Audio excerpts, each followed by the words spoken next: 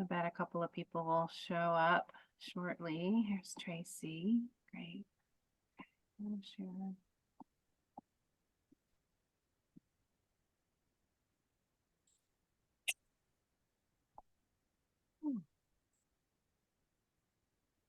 Let's take a couple of breaths with me.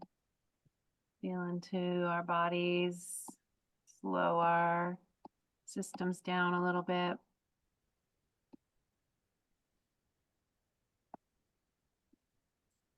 Welcome to week 2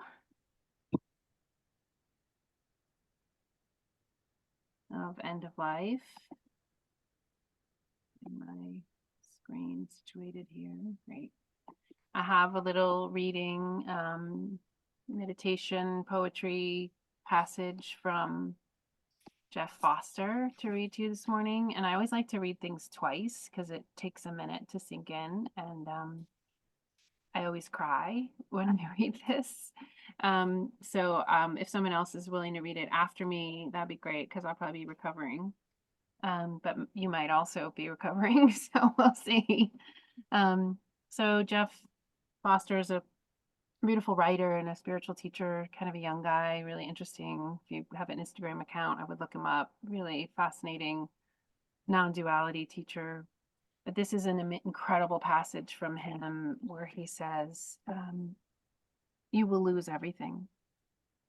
Your money, your power, your fame, your success, perhaps even your memories. Your looks will go, loved ones will die, your body will fall apart. Everything that seems permanent is impermanent and will be smashed. Experience will gradually or not so gradually strip away everything it can strip away. Waking up means facing this reality with open eyes and no longer running away. But right now, we stand on sacred and holy ground.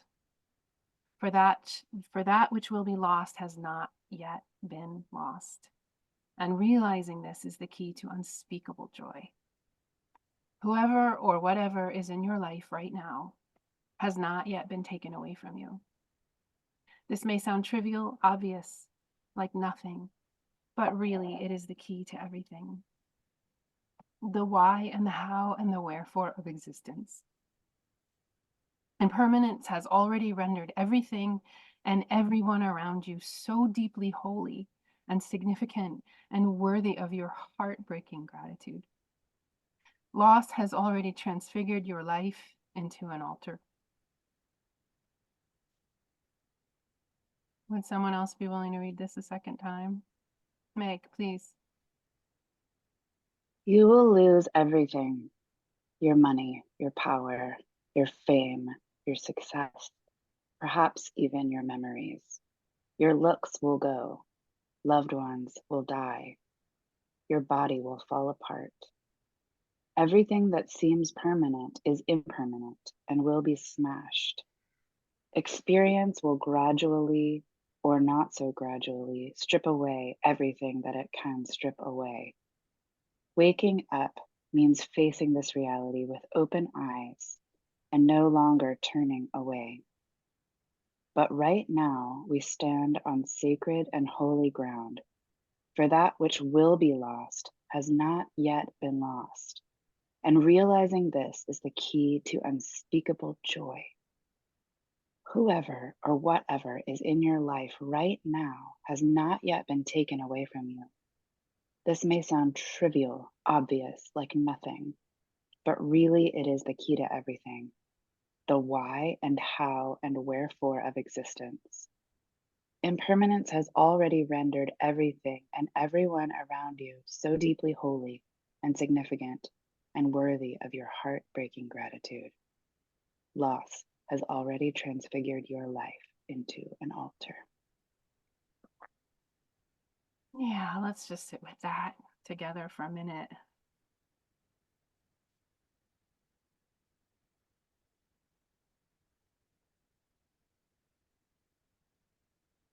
We have this breath.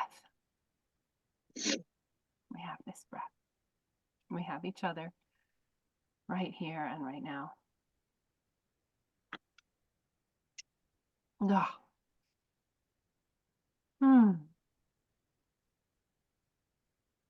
Well, I'd like to open up the floor to a couple of shares this morning and talk about what we reviewed last week.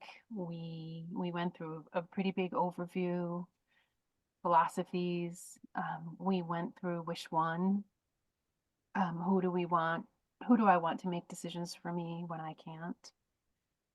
And we talked about patient advocacy. We talked about death care teams. We talked about the characteristics of healthcare agency. We talked about the checklist.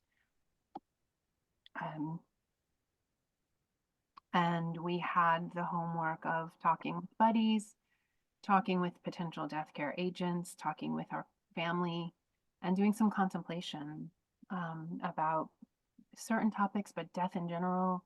And then we had some, invitations to integrate all of this.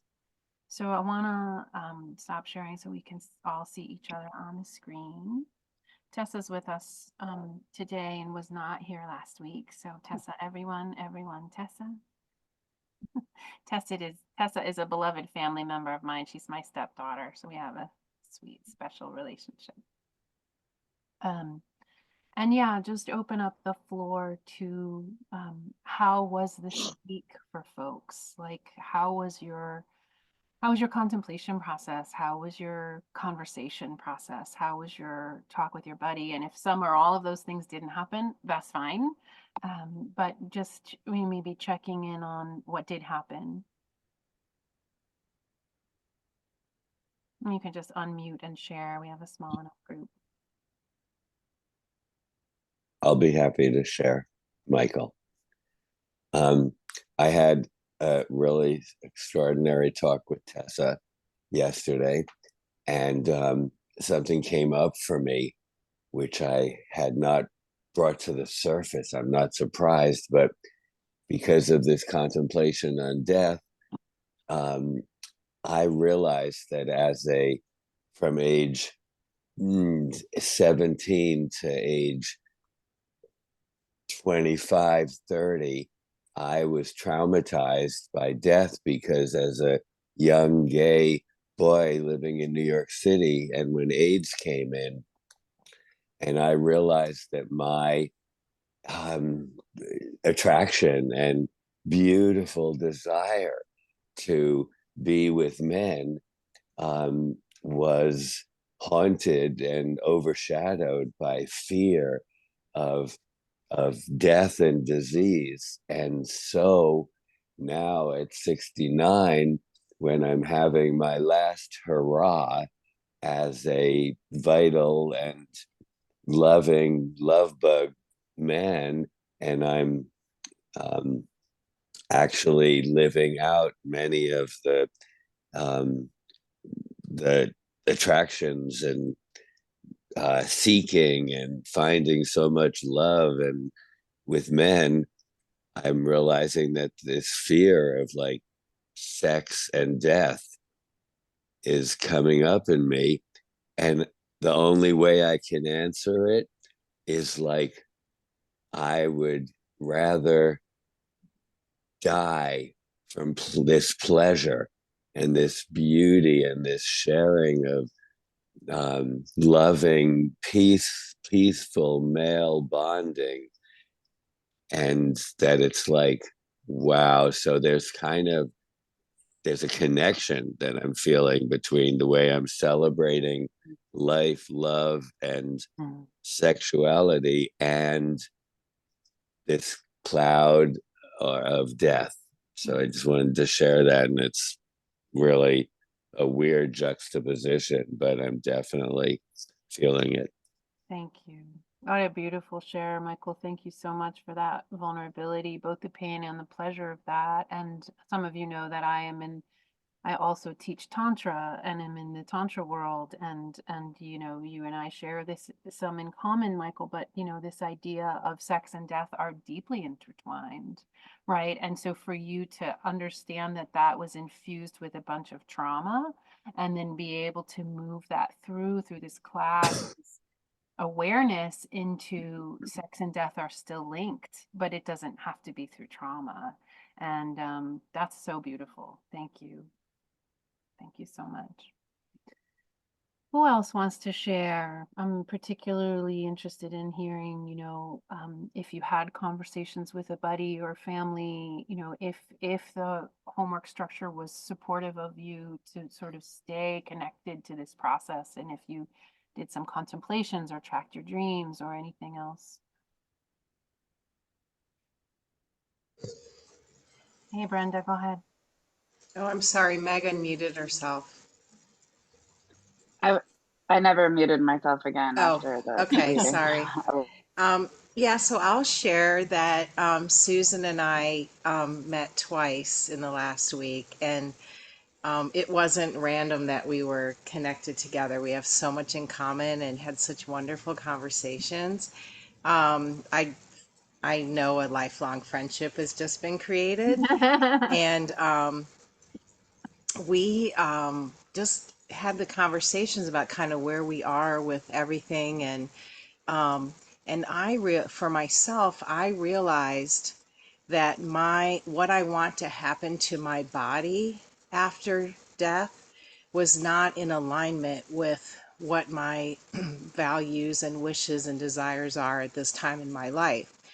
Um, 30 years ago, I wanted to be a cadaver whole body donor to a medical school.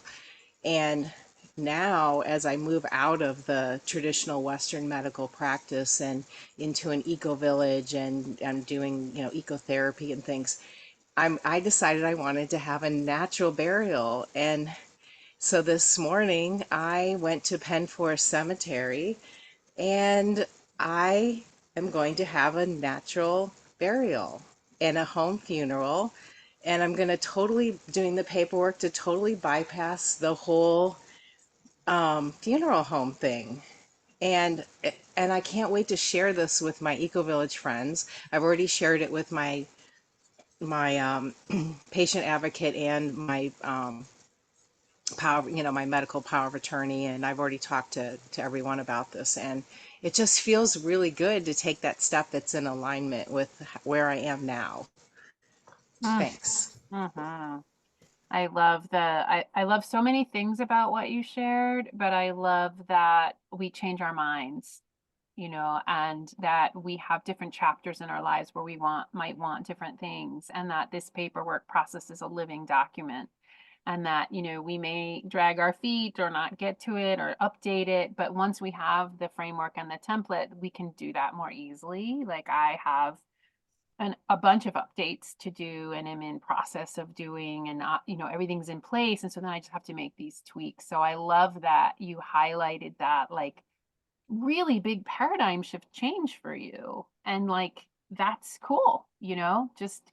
And then I love the modeling that you probably didn't even notice that you did, but that you want to bring it to your community and talk about it, that you have a patient advocate that you're going to update, and that you have your power of attorney or your healthcare agent that you want to update. And like all of that infrastructure that you just named is so helpful for people to wrap their minds like, okay, even if I change my mind, I just update everyone. No problem. Really good. Thank you, Brenda. Really good. Let's have one more share. If talk to a family member, or might have been nervous about talking to a family member and it something along the lines of getting your thoughts in order about how to have these conversations. Anybody do that this week? I did. I had a luncheon date with my older daughter, Rosetta, and it was wonderful. I mean, we've always been on the same page on talking about these things, but we talked about so much more than we ever had. We were like taking turns being on the verge of tears at times, because it was a lot of serious things came up. And so that was intense. I also talked to Misha, and we had wonderful talk. I really enjoyed getting to know her, and she told me about her situation, and I told her about mine, and that's all going very well. She even goes, "Oh, I know you, I know your daughter," and she already. Well, kind of, so it was good to get to know her too. Beautiful. Yeah. Anybody need a buddy change? If it's not working for some reason, your buddy couldn't get in touch with your buddy or it didn't flow with your buddy, like let me know and we'll make sure something else happens and some other buddy pair that is working might be willing to take on a third, or like there may need to be a reshuffle. So if that's true, and if you hear people like, oh my God, this is a lifelong friend that I'm just getting to know, and that's not your experience, just reach out to me and we'll reshuffle stuff in an easy way. Okay. I want to just share a quick thing that just might be helpful to people. I had a really nice time printing out copies of all of the paperwork, and then I got a really beautiful binder and put them in here. And then I loved it so much that I did it also for my husband and my brother and each of my parents and my mother-in-law. I have like 6 of these stacked up on my coffee table. And I mean, I had little conversations with each of them before doing it, saying like, I'm taking death school, and there's some interesting paperwork that, helps to clarify your wishes. And I want to know what your wishes are, because I imagine I'm going to be one of the people there with you. And everybody was really open to like, yeah, I'm sure 5 wishes sounds fun. Um, so that's been cool. And then a neighbor was over for dinner last night, and he was like, what are all these binders? And I was like, a lot of people don't have their like end of life paperwork. It's like, I don't even know where to start. I don't know what to, and I was like, okay, let me print you out a copy of the thing where to start. And yeah, it just feels like it's already like happening over here in kind of a big and fun and creative way. It's been like my creative project for this week. That is some executive function, woman. There was also this great thing my neighbor said where he's like, I think you're good for this. It takes the right kind of person. You have to like be there, and when people die. Like my parents died, and like everyone just tiptoes on eggshells, and that's not really what people need. People need some like strong, loving direction, and like here's your choices. Here's where you can, here's where to go, and here's how to do this. And I thought that was really insightful. Yeah, I love that. I love you using your gifts of organization and creativity and artfulness and passion to like inspire everyone with something really practical. It's not just like, oh, let me have this conversation. And the side note is I love that you use the excuse of the class. Like I have homework. Like it's just the best excuse. I have to do this. You have to talk to me about this. But back to the original point, which is like you empowered everyone around it, and gave them their own toolkit, which I absolutely love and haven't heard anybody do before. So that's awesome. I haven't actually distributed them yet, because I figure if I just hand it to them, it might just go on their shelf. But I'm going to make like a lunch date and like a 2-hour, like let me serve you soup and tea, and then let's talk through this thing. Yeah. Awesome. Thank you so much, Meg. Let's talk a little bit more. I want to spend a little more time on Wish 1 before we move to Wish 2, but I do want to review, and I know you had questions, and many people may have questions, but I'm going to do just a couple of slides here, and remind us that, of these ideally 5 to 10 hours a week of integration and homework that can include dreams, contemplation, and journaling. Like that counts. Like this is a deepening work inside of ourselves as well as outside. Conversations, formal and informal conversations, right? Reviewing your intentions. Anything that really lights you up. That's how I like to hold the idea of quote unquote homework, is like, what lights you up about this? It is on my list to collect that list of death movies. I have it scattered, so I'd have to pull it together. But that could be part of your homework, is like watching a death movie by yourself or with a friend. Looking up death jokes. I think I told you that last week. I love death jokes. Funny, morbid thing that I do. So that's one piece of a reminder. I'm also reminding us from one of the slides from last week of like our invitation for this series is that all of us is welcome. we're embracing the whole spectrum of human experience. Some of us might be dealing with some kind of diagnosis or end of life process in our own selves or someone we love. And some of us may not be really connected to that much at all. So it's all welcome. And we're inviting in reverence and mystery in whatever way that is true for us. This is a secular, I consider this a secular but sacred workshop, which is there's no particular spiritual orientation or religious orientation other than that we're contemplating mystery here. And then however you're showing up in this class today and every time is a contribution, and you need to get up and take care of yourself. We're not really going to do breaks because it's such a short time together. You know, rolling around, stretching your body, whatever you need to do, it is a contribution to the whole. So please be at choice about how you're taking care of yourself. Okay, so that being said, I'm going to review these characteristics of the healthcare agent again. Available and willing, familiar to self and family, someone you know and trust, geographic location considerations, ability to be fierce with medical institutions, comfort with death and dying, capable of making decisions. That's a big one. Gosh. Literate with medical issues, ability to hold the process as sacred, and understands you and your priorities. So I'm going to stop sharing screen there and just see if there's any, particularly on this topic of choosing your healthcare agent, whether you're going to do some combination of family and patient advocate, or if you're going to do a death care team, or if you're going to just have 3 separate people in your lines, 1, 2, and 3. Any thoughts, questions about healthcare agents? Peggy. So mine's a much bigger one because I have adult children in their 40s and we have never discussed death at all about anyone.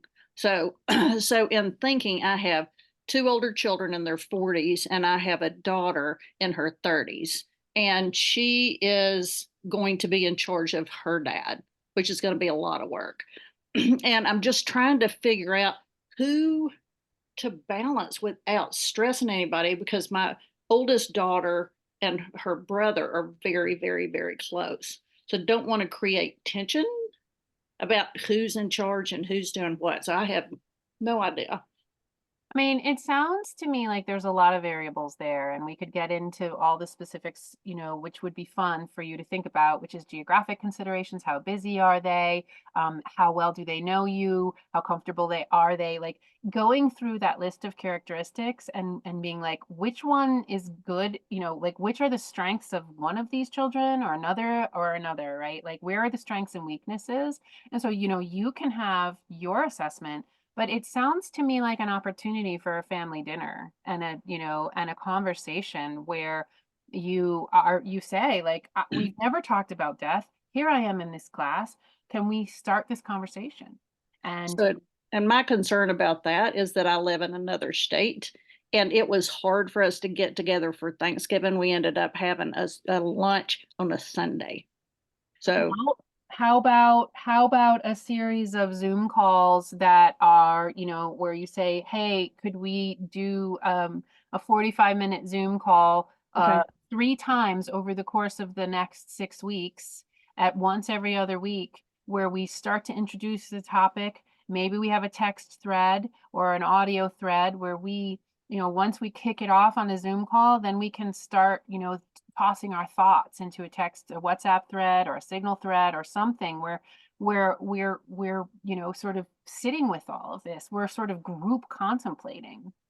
See, I don't even know how to start the conversation about death at all. So we haven't discussed anything ever at all. So that's what we're starting first from sub 100. Does anybody have any thoughts for Peggy on this? I wonder, Peggy, if it would be helpful to you to invite like a third party, or you know, someone who is comfortable with these conversations, and you know, saying like to your family, hey, I'm in this class and I have this homework, and my friend so and so is gonna, you know, help us have these hard conversations, because I think it's gonna be good in the long run, and we'll be glad that we had them, and they may be uncomfortable or whatever, but you know, I'm learning in my class that it's a lot better for families if somebody really makes their wishes clear, and if you make these decisions before things get real challenging and complicated and difficult. Well, my stepmother is on the verge of going into memory care. And she always said, since I was 15, I said I was going to die at 92. Well, she's going to turn 93 on February the 23rd. So she's her. I expect her to die between now and then. So it's a conversation that's coming up because of her, but it's still real far, you know, away from them. It's my stepmother. Yeah, I love this conversation, Peggy, and I feel like we could spend a lot of time on Oh, it. yeah. I wanna suggest, like, I'm willing to stay after class for just Okay. 30 minutes. So let's talk more. And Okay. if folks find themselves having suggestions or thoughts for Peggy, you know, toss them out to her in the chat, or just let her know. I think this is a really tender and vulnerable place for you to be and for you to share with us. And I really just want to acknowledge, like, how do I even break the ice here? Like, I don't even know how to break the ice. Like, that's a very important and sacred question that you're asking. So I love, like, just keep asking it. Just keep asking. Thank you. Yeah, thank you, sweetie. Other questions about healthcare agent, Tracy? Mine is more general. Just you mentioned about like there's a space for 3 people, 1, 2, and 3. And you said, might you like kind of divvy it up a little bit? Or I guess I'm kind of trying to think about how that would be divvied up if it were not just like in order, like just for example, the situation I'm thinking of is like one person is nearby and, the obvious main number one first person who would be there.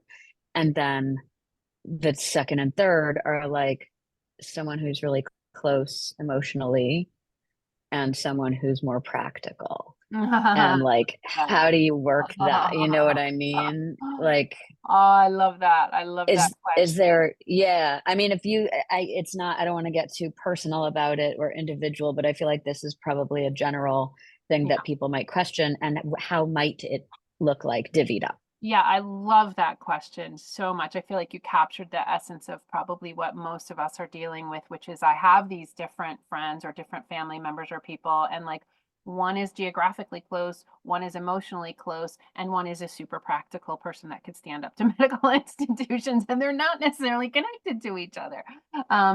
Really, really good question. I think, and then you go to the variables about death, which is what if I'm in some kind of car accident and there's like really acute, very fast-paced decisions to be made, right? Like who would be best at that, right? Versus I'm in some kind of long-term care facility and it's an ongoing thing that, they're dealing with over the course of years. Like, whoa, these are really different variables, and I come back again, like for folks who get medical directives like end of life stuff from a lawyer, they just fill in the names and pass it on to the lawyer. And sometimes those people don't even know that their names were put on a document, like what I'm trying to do here is like take this whole thing up a notch in consciousness, so that there's so many benefits of that. But I actually, if in your situation, I'm going to recommend the same thing, which is start to have conversations with them. Like I have a practical friend, an emotionally close friend, and a geographically close friend. Like, help me think through this. What are you doing? And then like Denise's experience, like these conversations, like they are breadcrumbs to the process. Does that make sense? Totally. Really good. Thank you. Anything else? Any other healthcare agent questions? Anywhere folks are stuck? Like, which one is probably the hardest wish, right? I mean, it's complicated, it's multi-dimensional, it's layered, it's dynamic, it's dealing with relationships. But it's important. Yeah, it's really important as we think about who we want by our side at our most vulnerable times. Denise, yeah. Well, the way I figured ours was going to go, or we've always thought that I would be like the death agent for my husband, and he would be for me. But actually, I think that's because I'm thinking you have to have one person that's in charge of the decisions. Like if you're at the hospital or something, and they say, okay, what's the decision? It should be that person. But in reality, I think like the two daughters that we have that both live close would be in on it too. They would be advising too, and it would actually be more like a team, you know? Yeah. Well, I think, yeah, I think your situation is in some ways a classic situation of it sort of working well, which is if your husband puts you, I know that he's dealing with some dementia, but if he puts you and you're in a position to be the legal decision maker, that makes complete sense. You're a spouse. That would be default anyway. And then the family is close enough geographically and emotionally to sort of step in and be a healthcare team and a death care team. So that's like beautiful that works well in your system. I think, for many of us who are single, who don't have children, who are disconnected from our children, who live, in geographically different situations, it's just a conundrum. It just becomes a different kind of conundrum. But I love that yours is in a way like an archetypical pattern that can work really well. Mhm. I'm really glad, Lee, that you brought up this other type. I'm in great connection with 3 children. One lives in Israel, 2 live in California. And I'm building a very nomadic life, and I want to be traveling. Um, I might not even have home base, but right now, home base will be in Asheville. But I guess I'm hearing that maybe I do have to. My death could be anywhere in the planet. I travel 9 months of the year. I'm going to Greece for a month. I'm going to Hmm. Israel. I go to California. Um, and that's kind of, I don't know what to do right now. I mean, I Well, guess by the time I'm 80, I won't be doing that. But what if something happens in the meantime? I have an answer for you that's actually quite practical, and it has to do with the addendum we're going to do today, which is a great segue. And I will just give you a snippet of a summary, which is I have had people who do that life, whether they spend 6 months here and 6 months there, or they travel, they give a lot of different contingencies in their addendum. And they say, I may be here, and if I'm here, these are my healthcare and death care people. But if I'm here, these are the people. But if I'm traveling and I'm far flung and I'm not near anybody, here's where I want, here's what I imagine being helpful. Not only for when I'm alive, but if I pass and I want my body shipped somewhere. So these are all like, because you have that lifestyle, you just have a more complicated process, and there's a way to fill all that out. So we'll talk about that. Thank you. I love how life just brings us examples. This is really helpful. All right, so I'm going to move on.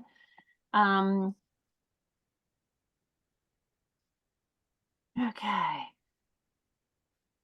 You see how 12 hours is not going to be enough together, right? Like you get that?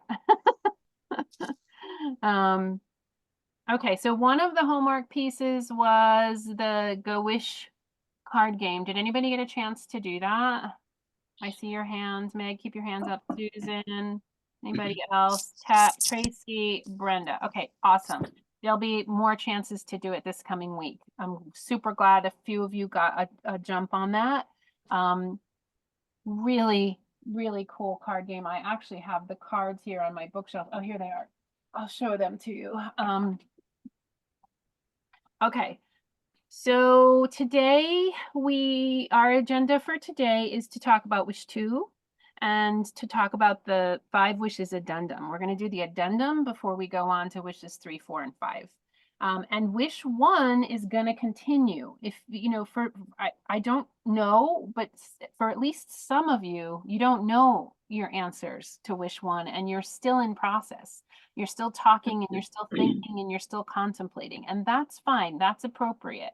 But that's why this process takes a while, and we have the checklist and we have some accountability dates for ourselves and we have buddies, because if we move on to week 2 and then we don't follow back up, it's going to go by the wayside and we won't be able to follow through with it. So that's why these systems are in place in this way. So the Go Wish card game is an actual physical card game. It's a bunch of cards. I don't know how many there are, like 36 or something. I'm going to mute you all because I'm just getting some background noise here. So if you find yourselves muted, that's why. Denise, I'm going to mute you too. So there's actual physical cards, and there's the link that I sent you has an online version of the game, which is super easy to use once you figure it out, that you have to click on the deck.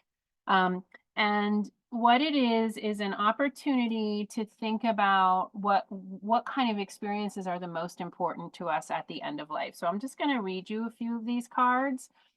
This one says, to be free from anxiety. Another one says, to have my family with me.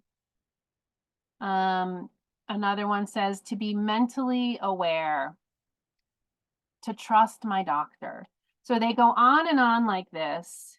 And when you have the physical cards, you put them in 3 different piles. Very important, somewhat important, not important at all. And they structure that in the online game too. So you can move the cards from very important, somewhat important, to not at all important. So then you can print it out. You can save it and you can print it out so that you can sort of start to see what's important to you. Like another one is to have my financial affairs in order, to not be a burden to my family, to die at home, right? So these are kind of things we may get these things and we may not get these things. That's the interesting piece about this game. And I've played this with several decks in a group of people, and that would be certainly a fun way to do it if we were in person, which is different groups, everybody individually does this. And then one group gets a diagnosis and says, you've just been in a car accident with your healthcare agent, and you can pick 3 cards. That's all you get to choose is 3 cards. So then you get to really narrow down and start to think like, ooh, what are my top 3 here? Right? Or another group gets the prompt, you are in your 90s, you don't have children, you are in, 2nd stage Alzheimer's, and, a couple of other things. You can choose, 2 cards. All you get is 2. Right? So this starts to prompt the system to really to prime us for what's really important to me. And then that's where I can sort of focus. An interesting story about this game is that my mom came to visit me some years ago, and I had her play the game, and she picked for her top 4 cards that I would never in my life have picked for myself. Never. One of them, I have a copy. I had taken a photo and printed it out. One of them was to not lose her sense of humor, and to have dignity, and to have. There was a couple of other ones, and I was like, oh my God, I would not have known that if I hadn't had her play the game, because what we tend to do is we project the things we want onto other people. We think that people want the same things that are valuable and important to us, and it's just not true. And so this game is really, really helpful to play with yourself, because you might surprise yourself, actually. And it's really helpful to play with other folks to know what's important to them. So that's my little pitch on this game, and I love they have a free version online. And that leads us into Wish 2. And it primes us for Wish 2. And again, if you do not care to read, you can say pass. But if someone is willing to read, I would love to have you start reading on at least. Tessa, you want to read? Was that your hand, or were you just adjusting your camera? No, I was just adjusting. I'm trying to pull it up on the separate page Okay. since it's hard to Gotcha. read on this side. Awesome. Thank you. Thank you. I would love for someone to read page 6. It's at least page 6 in my booklet. Anybody willing to read?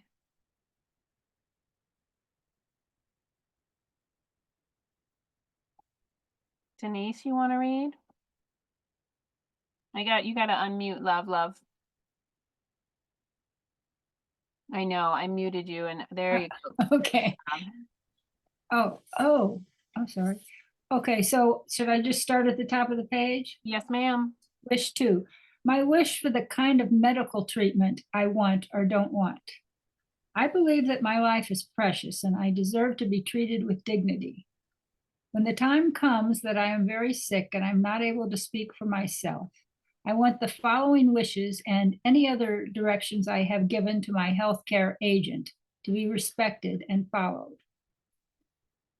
What you should keep in mind as my caregiver, I do not want to be in pain. I want to be comfortable. Wish 3 says, what can be done to make me comfortable? I want to be offered food and fluids by mouth if it is safe for me to eat and drink. I want to be kept clean and warm. I do not want anything done or omitted by my doctors or nurses with the intention of taking my life.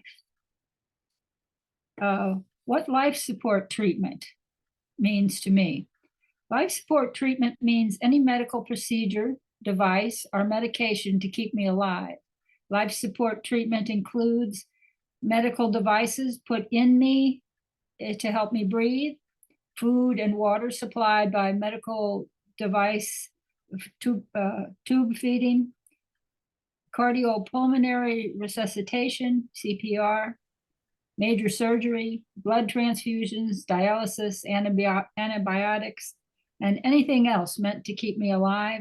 If I wish to limit the meaning of life support treatment because of my religious or personal beliefs, I write this limitation in the space below. I do this to make it very clear what I want and understand what I want and under what conditions. Excellent. Excellent. Thank you, Denise.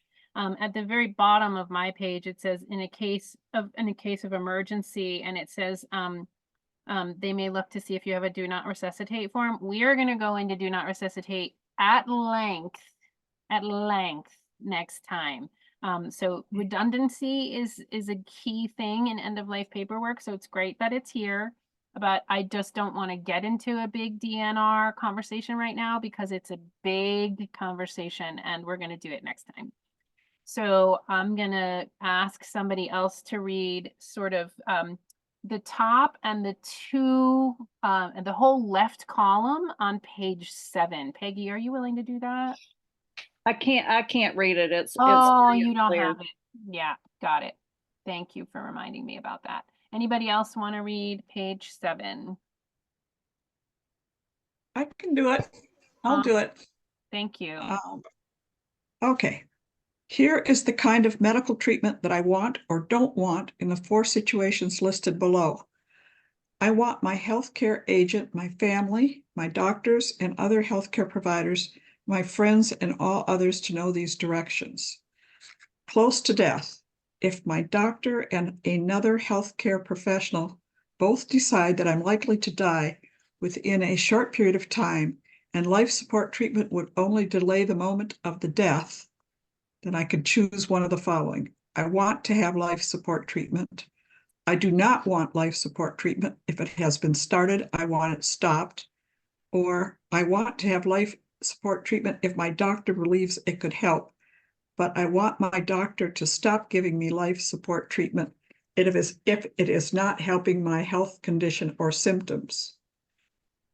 In a coma and not expected to wake up or recover, If my doctor and another health professional both decide that I'm in a coma from which I am not expected to wake up or recover, and I have brain damage and life support treatment would only delay the moment of my death, choose one of the following. I want to have life support treatment. I do not want life support treatment. If has been started, I want it stopped. Or I want to have life support treatment if my doctor believes it could help, but I want my doctor to stop giving me life support treatment if it is not helping my health condition or symptoms. Thank you so much. Someone else willing to read the next column? The two, they are permanent and severe brain damage and in a condition under which I do not wish to be kept alive. Somebody willing to read those? Brenda, thank you. Permanent and severe brain damage and not expected to recover. If my doctor and another healthcare professional both decide that I have permanent and severe brain damage, for example, I can open my eyes, but I cannot speak or understand, and I am not expected to get better, and life support treatment would only delay the moment of my death, choose one of the following. I want to have life support treatment. I do not want life support treatment. If it has been started, I want it stopped. Or I want to have life support treatment if my doctor believes it could help, but I want my doctor to stop giving my life support treatment if it is not helping my health condition or symptoms. In another condition under which I do not wish to be kept alive. If there is another condition under which I do not wish to have life support treatment, I describe it below. In this condition, I believe that the costs and burdens of life support treatment are too much and not worth the benefits to me. Therefore, in this condition, I do not want life support treatment. For example, you may write end-stage condition. That means that your health has gotten worse. You are not able to take care of yourself in any way, mentally or physically. Life support treatment will not help you recover. Please leave the space blank if you have no other condition to describe. Wonderful. Thank you. Thank you so much. Mhm. Okay, I'm going to put up a slide here and talk a little bit about what life prolonging measures could potentially include. It just so depends on the situation, but it could include things like a feeding tube, a fecal tube, a ventilator, which is a breathing tube that goes down your throat, catheter, tests, could be radiation, chemo, it could be pain medication, which is sort of like a huge umbrella, and renal dialysis, hydration, antibiotics, surgery, CPR, and there's others. For those of us who do not have a medical background, it's really hard to know and haven't really been around these kinds of systems. It's really hard to know what we want or don't want. And I will let you know what my bias is here, so that you know where I'm coming from, and you can also hear a little bit of a similar bias within the 5 Wishes document. But I think my first and foremost bias is I want people to be at choice. I want people to be fully sovereign in how they make this decision. But the second bias is that most people don't know what they're deciding. And what happens is that our institutions, and this is one of probably many conversations we're going to have about the medical institutions that are incredibly deaf illiterate. They're deaf illiterate, right? So when you go through medical school, even if you go through nursing school or you go through medical school to be a PA or a nurse practitioner or an MD, you get almost no conversation or courses on death, right? So we have a very death negative, death illiterate system of medicine in this country. And so what their orientation is to keep people alive at all costs. That tends to be their orientation.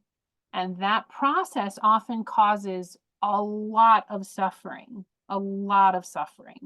And people don't understand that.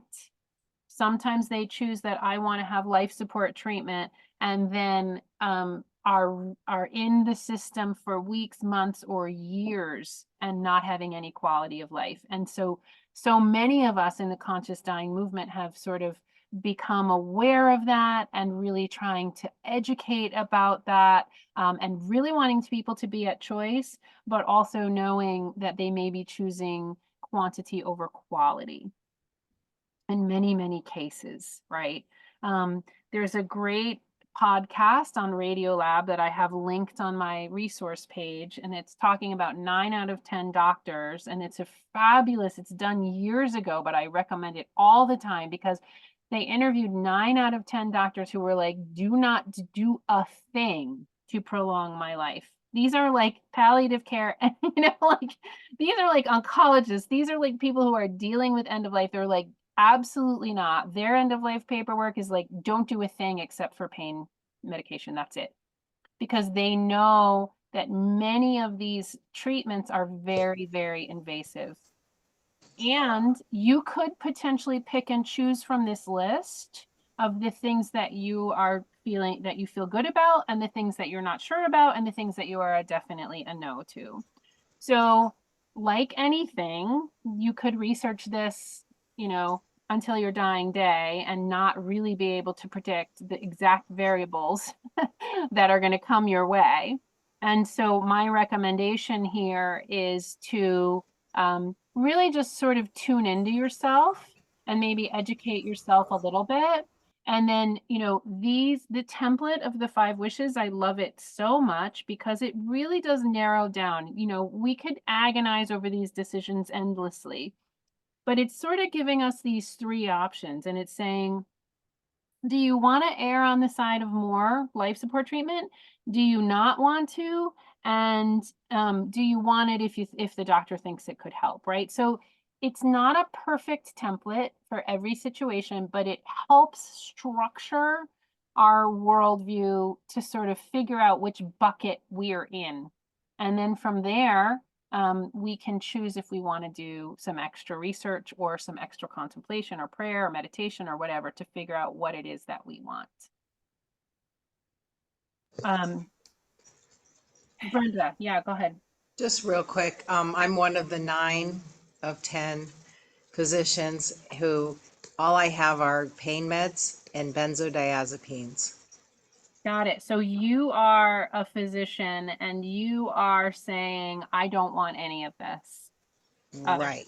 Okay. Do you want to Yeah. say more about why and how you came? I'm just gonna, because I was an internist for 10 years, and my first 3 years of training was in internal medicine, and my first year was in the intensive care unit. And because of my firsthand experience with people dying in the ICU and their families are being prolonged, and just the pain and suffering of not just the people, but also the families. And I was on the code team trying to save people's lives that should have passed long ago. I was on that team for 3 years.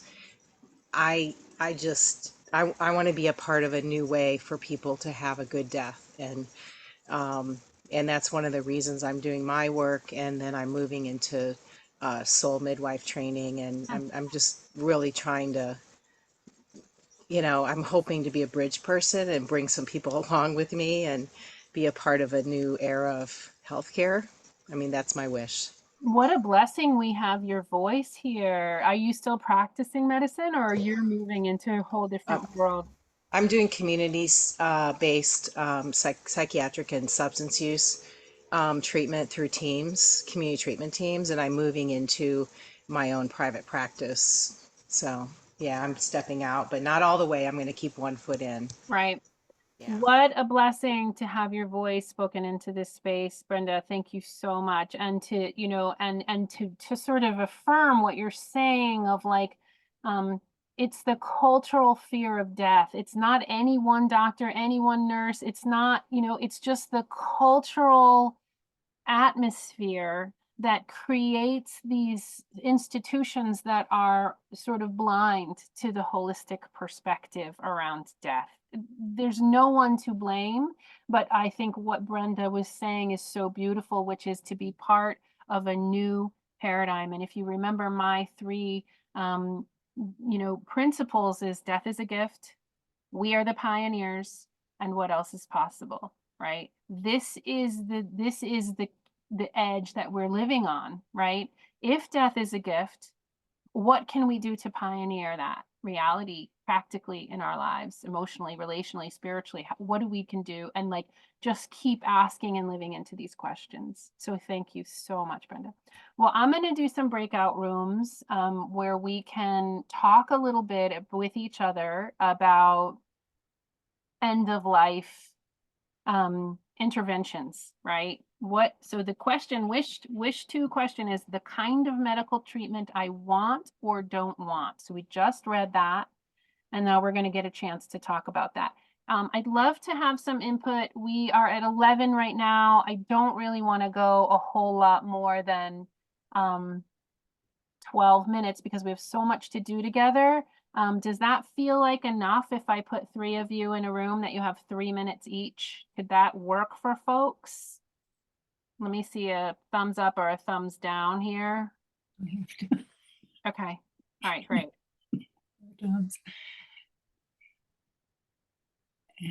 All right, so I'm gonna send you off to rooms and you'll have, I'll probably call you back.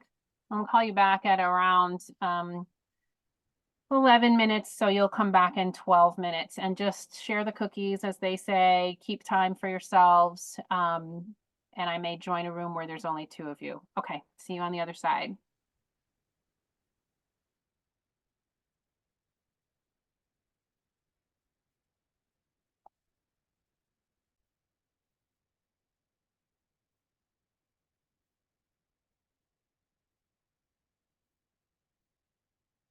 Hey, yeah, I was wondering where everybody was.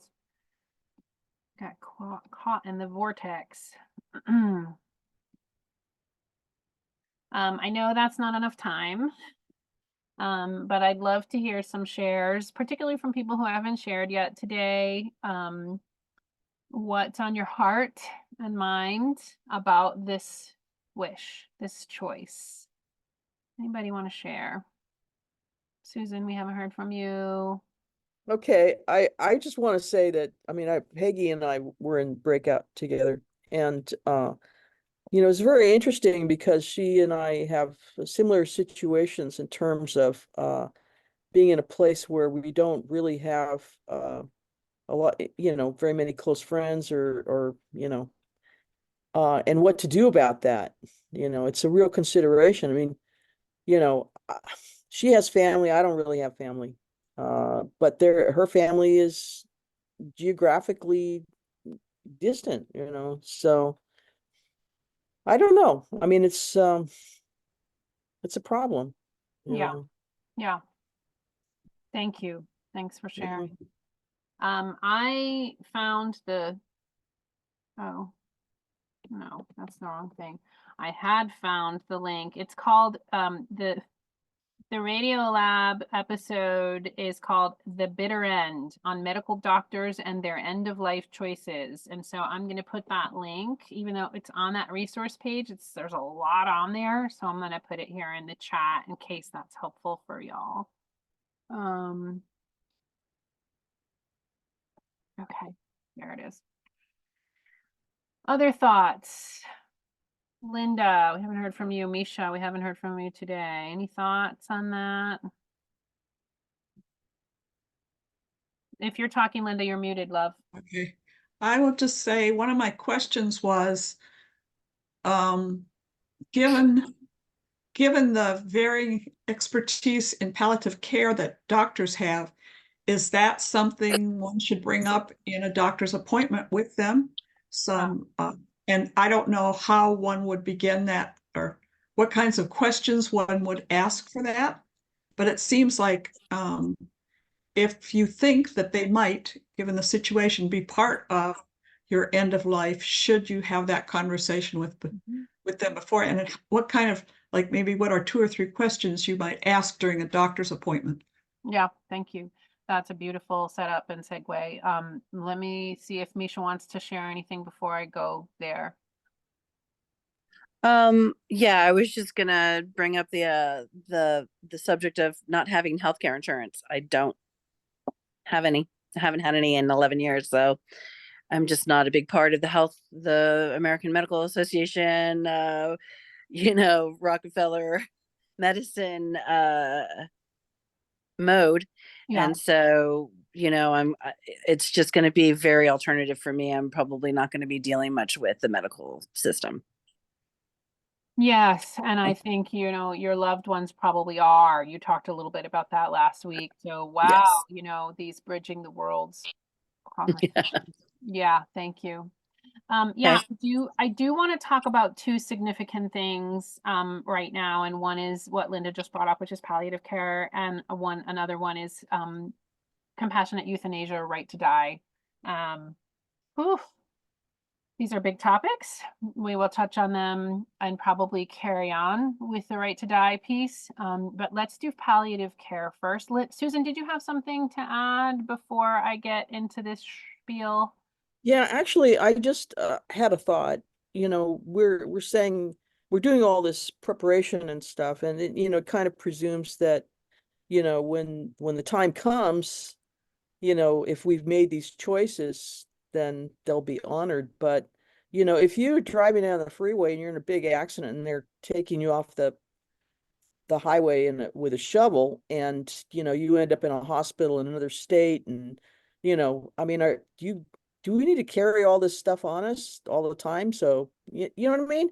It's just Yeah. who's going to know that we made all these decisions Yeah. when the time comes? Yeah. The short answer to that is, yeah, the hospital system will do whatever they can to keep you alive, regardless of your wishes, even if they are being presented with information to the contrary in their faces in the moment. This is who they are and what they do. And that's why when we talked about the characteristics of a healthcare agent that I used the word fierce, because I intentionally meant that word. There it takes a fierceness, especially if you're in an acute situation like an accident. As these are humans working for a system that wants to succeed, like we all want to succeed, and success is keeping people alive. And so your example is a good one, which is no, that won't come into play. And even if you were wheeled into the emergency room with your paperwork on your chest or with your healthcare agent standing right next to you, it'd still be a very difficult conversation. People, one little preview to our conversation next week is people have had tattoos on their chest that say "do not resuscitate," and they've been resuscitated. Oh, Jesus. So, so this is part of what is the milieu of what we're dealing with. I think that's changing little by little. But let's come back to that when we talk about DNRs and other things, but it's relevant to Wish 2. It's absolutely relevant what you're bringing up. So, and we're going to weave that conversation in and throughout this whole time, which is you may not get what you want. Right. So what we're doing with end of life paperwork is in one hand, we're holding what's my ideal, and the other hand, we're holding I may get none of my ideal. Right. So this is a sort of what I think of as a mystical or spiritual practice in this work is absolutely let's prepare internally and externally. And let's also imagine that none of that may happen. Right. So this is the reality of life and death. Carla, did you have something to add? Yes, my situation is kind of a twist on, who is Tantra? Who is Tantra Evolution? That's Misha. Misha? Mm-hmm. Misha. Mine's a little bit different. I do have Medicare, but I relocated from Colorado to Arizona during the pandemic shutdown, and it took me 2 years to be admitted as a patient to find a new family physician. Mm-hmm. The healthcare system is so stressed for resources. Yes. A lot of people have quit because the stress during the pandemic was just too much. Yes. And one of my key points in this part is I don't want to have my life prolonged if I have severe brain damage, but I'm afraid that they won't even order the right test to assess that brain damage. Yeah. Thank you. You bring up a really good point. There's a nationwide nursing shortage. Healthcare systems are stressed to the max. There is medical error left and right and sideways. And so, Misha may be saving herself a lot of headaches. But here's the question. Do we have the infrastructure in the at-home and community-based and do-it-yourself systems to die well outside of those systems? The answer is not yet.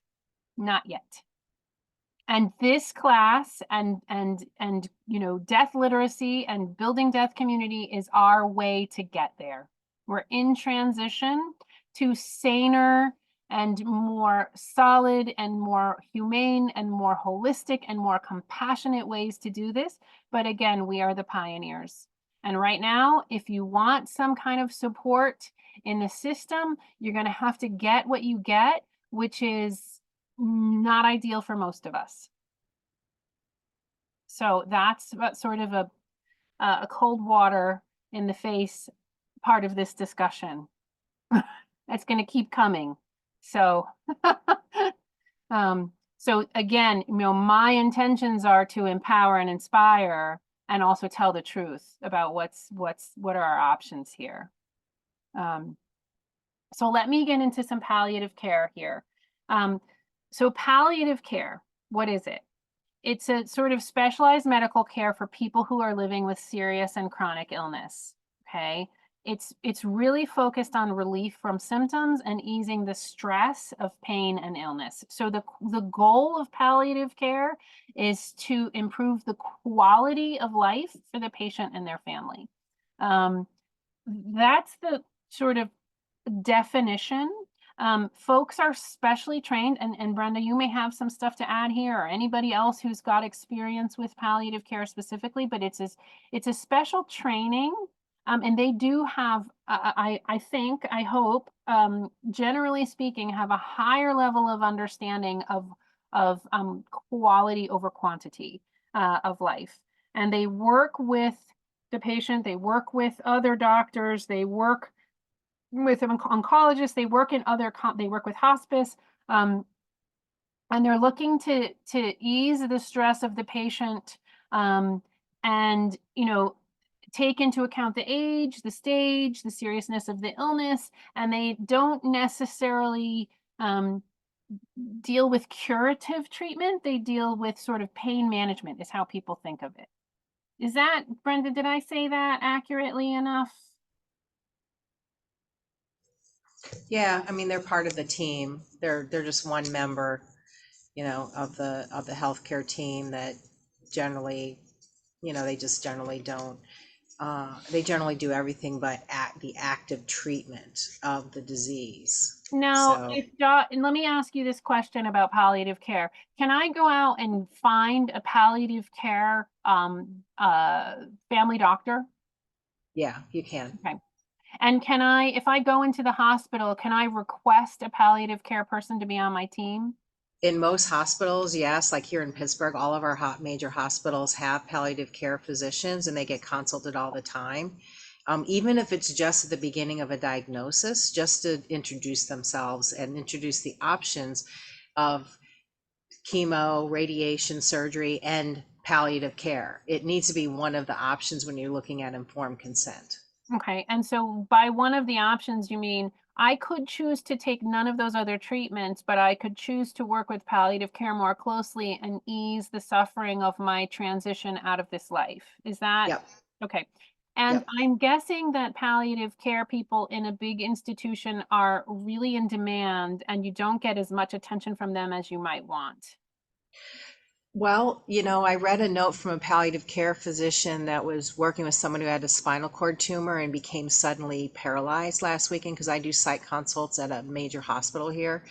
And in the note, the palliative care physician note was just incredible, including noticing the book the person was reading at the time, like the book that was sitting on the hospital tray, and a discussion about that book because it was connected with this person becoming paralyzed, and it's kind of entered into this conversation. So they have more skills, they have more active listening, compassionate, type of, so I believe that most palliative care, they're not necessarily pulled into, all right, you got a 6-minute visit and you need to do these billing codes and this productivity. They're a little bit on the margins of Right.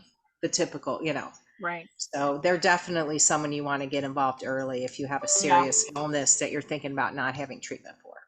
Yeah, and then we just talked about the nursing shortage, and we just talked about the stress and the overwhelm of medical institution systems. And my biggest fear is that you go into those systems and you're not going to be able to get a viewing or, to get a strong voice from a palliative care doctor or team. So what I have recommended, and this is, again, we are pioneering this, it's an experiment, is if you are clear that you're in an end stage situation or that you're very clear that you don't want any of these treatments, you might actually want to find a primary physician who's a palliative care doctor, even if you're not actively dying. Like if you're going to try to seek out someone to be an advocate or even a patient advocate at the end of your life, and you want to make sure they're a palliative care perspective, which is don't try to cure me, help me in my transition. That might be the kind of person you want to find. Does that resonate, And Brenda? also like an integrated care physician, a lifestyle medicine physician, like some of these kind of more adjunct, kind of people who are looking at alternative treatments also can help with end of life care. Great. Great. Yeah. I mean, anytime you're interviewing a physician, and back to your questions, Linda, like, what are your values? What is your relationship to end of life? Are you willing to really be my partner in what I'm looking for? What are your, what are your beliefs around interfacing with my hospital system and my do not resuscitate order, anything along those lines? Like, will you honor what I want and need? What are your, how long are your visits? Do you get to know me as a person? What is your relationship to pain management? Any of those questions. I want to talk a little bit about pain. This is not coming really from a place of expertise because I'm not in the medical world. But what I will say is there's a whole range of perspectives about pain, and hospice has a party line pretty much across the country, which is they give pain medication early and often, and they really strive to have no breakthrough pain. So often when people are dying and they're in hospice, their pain can spike. And often if they're dying of some end stage disease like metastasized cancer or something like that, they can be in a lot of pain. So that's really great that there's accessible pain medication in hospice. The downside of that, and what people really complain about, is they're knocked out most of the time. So they're not really that conscious. And the more pain medication they get, like morphine or oxycodone or some of the others, that they're not lucid, they're not conscious, and they're often sad about that. So hospice's standard is like no breakthrough pain. There's other sort of Stephen Jenkinson has written a bunch of stuff, and he's done a movie. His book is called Die Wise, D-I-E, Die Wise. And the movie about Stephen Jenkinson is called Grief Walker. And he has a very radical perspective on pain. He worked within hospice. He worked with the dead and dying for many, many years. And his take is pain is part of what ushers us through the portal, and it's important. And we don't want to completely eliminate it. And in some cases, he feels like it's the sort of magic carpet that we ride out on. Very radical perspective. And I cannot speak to any of that from experience, because the people I have been in the dying process with have really gone the hospice route for the most part.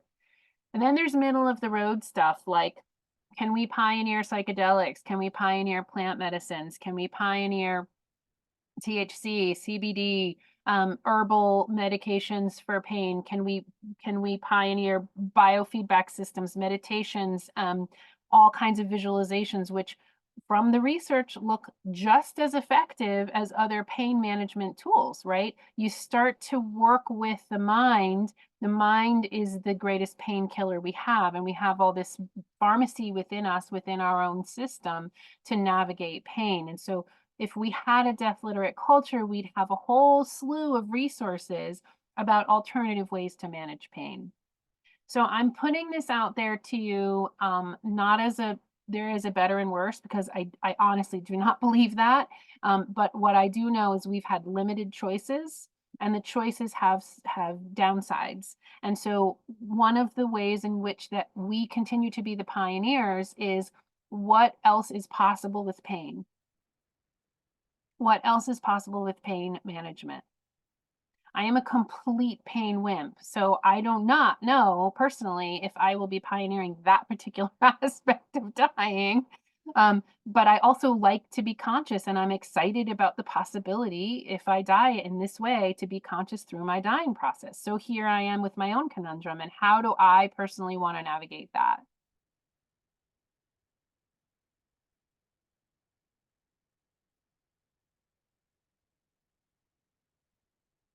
Let's just sit with all that for a minute. We talked about palliative care, and we talked about pain. And we're really on the question of wish two, the kind of medical treatment I want or don't want. The last thing I'm going to say here, and this is a lot of content, is a right to die. There's a handful of states, Montana, Colorado, California, Washington, Oregon, and there may be more now. Those are the ones I'm aware of, that have medical assisted death options. From my perspective as an advocate for death literacy, I'm thrilled. I'm thrilled about that. I'm such a big advocate of right to die options, and that if we had a death literate culture, we'd have 101, 1001, 10,001 stories and options. Trusting people to know when they're ready and how they want to go. That's the vision. That's the ideal in my world. Can we trust people to have sovereignty and agency over their own dying process? If you live in one of those states, awesome. There's still a bunch of hoops to jump through. You have to be of sound mind. You have to have a life-threatening illness and have that confirmed by multiple doctors. Like, there's a whole bunch of, criteria. But if you meet those criteria, bravo, it's wonderful. And I look forward to more and more and more stories coming out of those states of people who've had really powerful and positive experiences. There's a couple of films out there. Okay, so I love the concept of psychedelics. That is a whole different thought process. And I think that sounds very, very positive. Yeah, we're going to talk about psychedelics more on this side of the veil, like how to use them now, because every culture, every intact culture has a death practice ritual, has death practice rituals, and we don't so much. And psychedelics is one of those formats. So we'll talk a little bit about that. And in terms of easing pain, there's a couple, like ketamine can do that to some extent. THC, sometimes considered a psychedelic, certainly eases pain. But then there's others. I don't know. John Hopkins is using psilocybin for end of life, but it's more for spiritual preparation. I haven't read their literature so much about if they're dealing with pain management. So really interesting stuff emerging. Oh, yes, Meg, thank you. Yeah, we will wait to have the psychedelics conversation when Karen is here. And it'll have to be a little bit coded, you know, because these things are highly illegal, but hopefully that's changing. Not all psychedelics are illegal. No, but the ones we're talking about are in most states, So let's just take a breath with that and just feel our bodies a little bit. Feel our feet. Feel our breath going in and out. Slowing down a little bit. Noticing where our body is touching our seat and our back.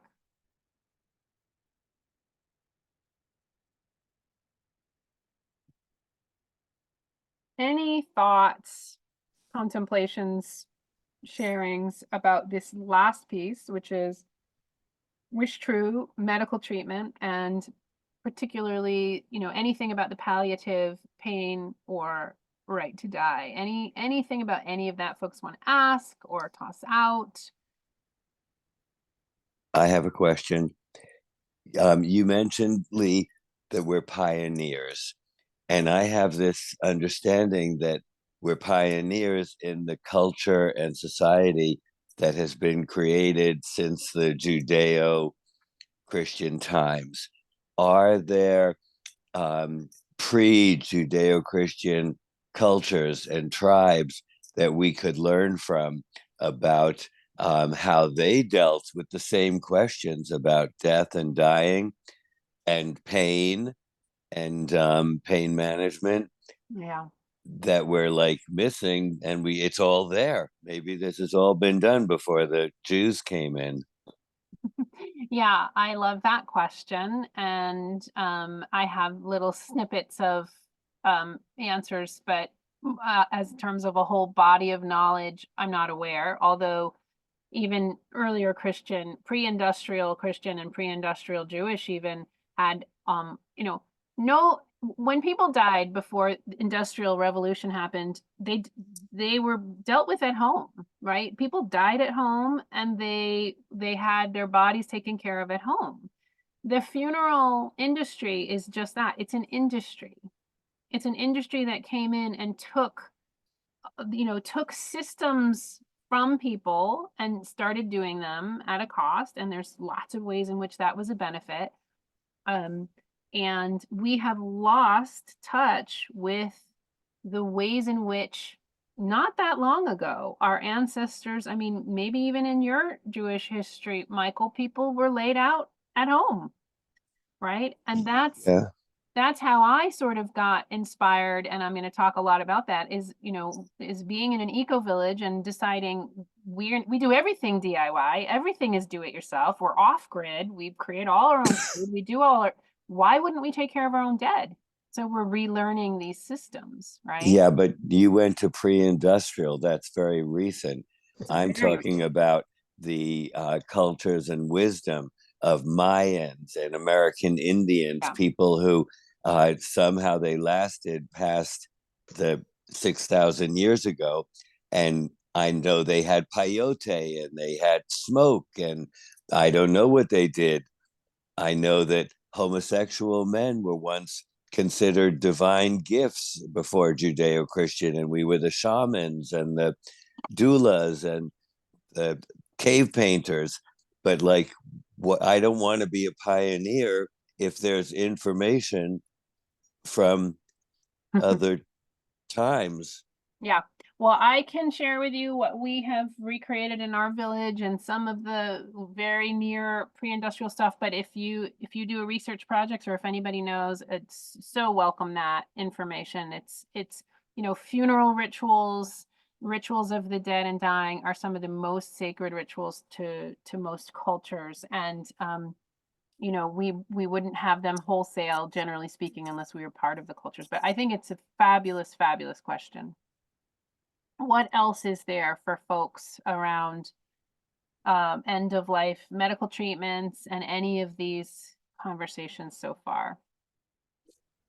I want to just seed a question that I think we're probably not quite there to yet, but it's about organ donation and dying at home funeral, and then like how does organ donation fit into that? And I imagine we'll get there. I just wanted to put a note that I have some questions about that. Yeah, they're mutually exclusive is the short answer. Sorry. Generally speaking. Probably some exceptions to that, but yeah, other thoughts. We will get there.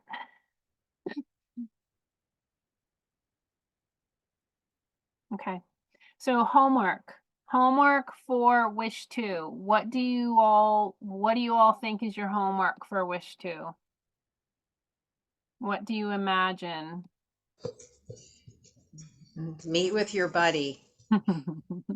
Meet with your buddy. Yeah. Talk to your death care agents. Talk to your family. Integrate these questions. Journal, dream, contemplate, sleep on it. Research if you want to. Susan.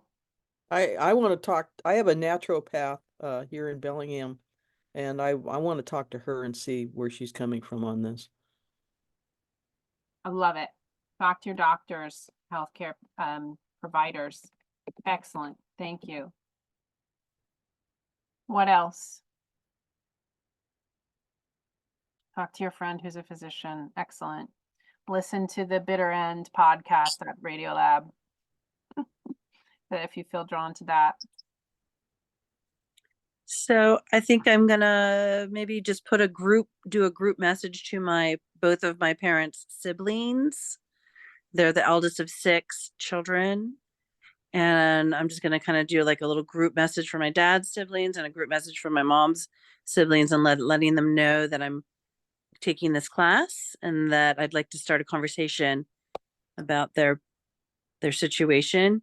Is there anything that can I send a link to them so that they can take a look at the class? Yeah, you can send a link. I ask folks not to send the resource page out because that's got all the replays and everything on it. That's a private link on the back end for us. But feel free to send the link to the front end where people would register, and feel free to send a link individually on any of these resources, a 5 Wishes link, that podcast, any of those individual resources. Yeah, absolutely. That's all fair game. Okay, great. Thank you. Yeah. All right. So I am just going to share screen here again and just say what I put in the homework is talk with your buddy.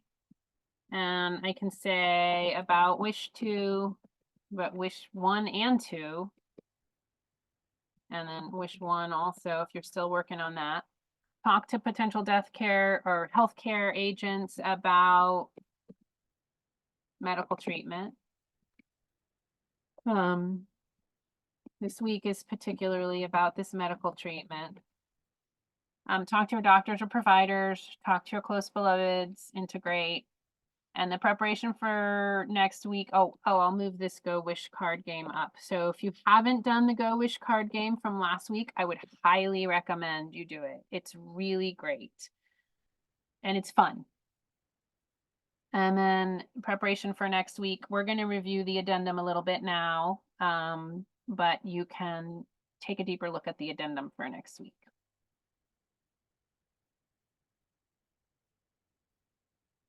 Any other wish 2 comments, questions, suggestions, input?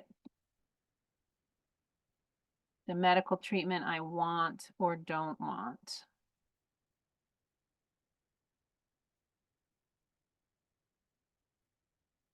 Yeah, and Michael, if you come back with some indigenous culture systems, I'm sure we would love to hear. Or anybody else who feels inspired by that or knows anything about that.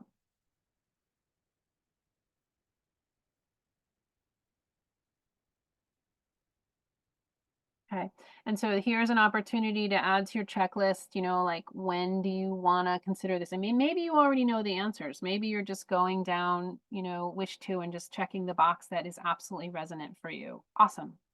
Then what you need to do is let your people know. Listen, this is my absolute truth. I want life support system treatment no matter what, or I don't want life support treatment no matter what, right? And this is what it might mean for you. You might need to fight with them a little bit.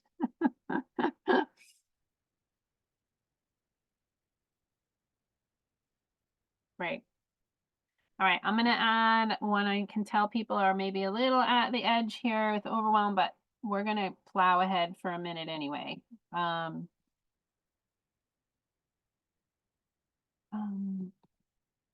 Okay. I sent you an email and some of you may or may not have gotten it this morning. I sent it a little bit after 9 a.m. Which is called my 5 wishes addendum. And I want to introduce this to you because we're going to talk about it more next week. This is a document that I just type up in Word or Google Docs, you know, just type up on my own. And it adds a lot of content and information to each of the 5 wishes. And what this does, it allows me to elucidate what is important to me in more detail than what they give you in the booklet. And I love the booklet. I love the template. I love the ease and accessibility of it, but I also want to say more. I also want to give more instructions to myself and to the people who are caring for me. Right? So this is a little image of it, but I did send you a Google Doc link and a Word doc. So you have my absolute full and free permission to take this document and copy every single word on it if you want to, except of course the names of the people who you have no idea who they are. But you can copy this word for word. If there's anything in this addendum that you like and you want to use on your own addendum, you have my full permission to use it. Because I have borrowed from other people's as well. And this is the kind of thing we're just going to share this and we're going to pass it around and we're going to give people ideas and then obviously change the wording to make it your own. But I'm going to give you some examples. I'm going to stop sharing here. And so, for example, on wish 1, which is who do I want my healthcare agent to be? I have, you know, I have this first paragraph which says, as much as possible, I would like for the healthcare agent to rely on groupthink, collaborative support, and collective wisdom. And ideally, all 3 of my listed healthcare agents will support each other and make decisions together. My partner, who's the first one, will work with Mary Lane, who represents my death care team in Asheville, and then my friend Nikki Ann, who represents my Eco Village death care team. And they'll work together and they'll support each other. Another piece I have under this is, you know, all of my healthcare agents and are death literate folks who care about conscious, positive, ecstatic dying, minimal interventions, and honoring the death process. So this is just, you know, a frame, a summary of what my values are here. And I express my gratitude here. And let's see, in wish 2, I have some really specific preferences in my addendum. I say, I want 0 to minimal interventions during my time of dying. I don't want to be hooked up to machines, and if I am, I want them removed. I wish to die at home if possible. I prefer quality over quantity of life. I prefer no life support treatments. So you can see this is redundant, right? I've already said what I wanted in the 5 wishes document, but I'm sort of spelling it out here in a more prose way, because it's possible that I'm unconscious and my healthcare agents are like, oh my God, we need to be guided by something. What did she want? What I want, and then I've written these things here. It can help settle them and guide them. I do not want antidepressants administered, and I do not want some of these other procedures. I wrote my personal perspective about my pain medication treatments here. I want to experiment with non-pharmacological options. And then I said something in wish 2 about, please allow me to dwell between the worlds as much as possible during my departure phase. Being unresponsive, having hallucinations, seeing spirits are all part of the process of crossing over. I welcome these experiences. Right? So I'm guiding my team from where I am now, from my highest and best. And I may not get any of these things, but if there's an opportunity, then everyone feels supported by my wishes. Can you imagine how that could be helpful? Right. So the addendum is completely optional, and it really fills in some of the gaps that the template, because it's built for ease and speed, the template doesn't have a lot of space for. So I do the addendum in case people want to be more robust about what they want to say. Thoughts, questions about the addendum? Meg? I'm grateful for the opportunity and the model of the addendum, because, like, for example, with this organ donor piece, you know, it's like yes or no.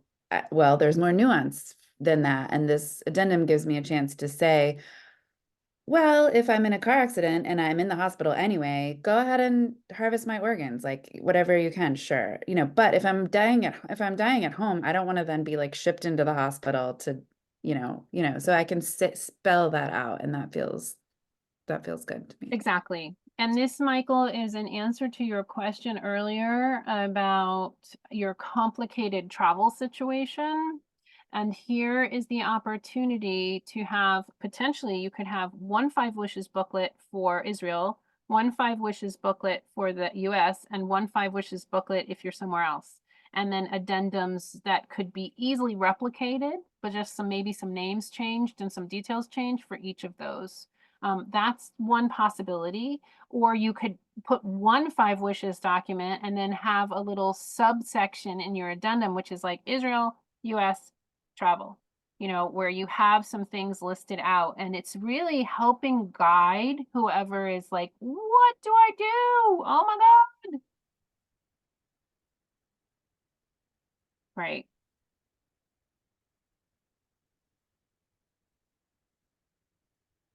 Other thoughts, questions, comments about the addendum?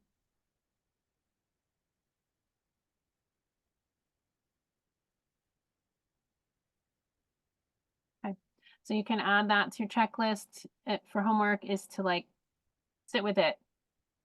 You can, for those folks who like to be sort of on it or ahead of the game, Meg, you can you can copy over the addendum and start editing it and changing it and using it and, taking out things you don't want, like just work with it. I did notice as I was reading the addendum how you so beautifully speak about eros and erotic energy being invited into the process. And I was just like, there was a part of me that was like, oh, brain explode. Yes. Oh my God. Right. This could be brilliant magic and medicine during this time. And at that point, I was like, gonna remove those 2 pieces of paper from my conservative Christian parents packet for now, just so they don't like get the wrong idea about Lee. Totally. Yeah. Or I mean, their own judgments about Lee. Exactly. It's not, my addendum is so unique and specific to me, which is why I gave you, multiple times gave you verbal consent to use it, because it's very, it's intimate. right? Reading my addendum is going to be an intimate experience into who I am.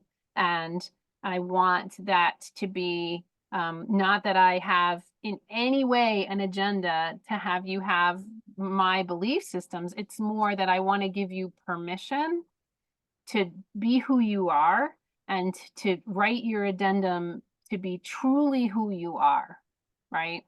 To really give yourself permission to bring yourself and your own relationship with yourself into that addendum. And so absolutely delete anything in there that is not your cup of tea, which is probably going to be most of it, but it will get your wheels turning. Like Meg said, oh, okay, it's got my wheels turning. Like, what do I want to create there? And, you know, I have my spiritual path is a tantric path, and that's not everybody's thing. So, you know, prayer and devotion may be your thing, or sound healing is, oh, you know, sound healing is having such a breakthrough right now. Like, that's another thing around pain management. Like, they're finding sound healing to be like off the charts in terms of you know, regulating people's nervous systems, off the charts. Like, this is the kind of stuff that's coming through right now that's like, whoa, we need to be, you know, having all kinds of experiments with this stuff. Acupuncture for pain, right? Brenda. Oh, I'm just going to say I'm a certified Peter Hess sound massage therapist.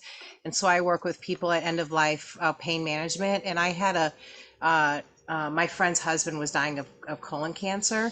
And he did so well with the bowls on the body that his morphine requirements went way down. And I just did a bowl on the chest and one on the abdomen, and just gently, just back and forth.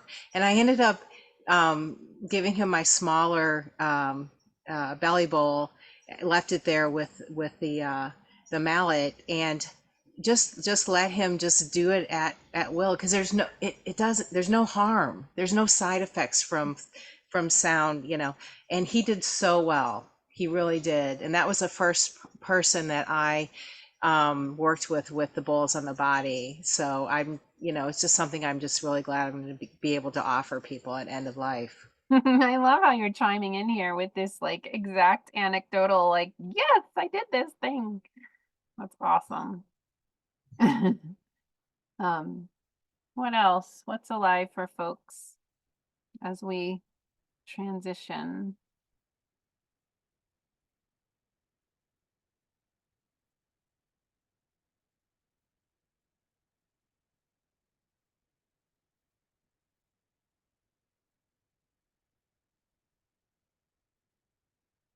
Folks are either digesting all of this or feeling a little overwhelmed or underwhelmed, or Carla.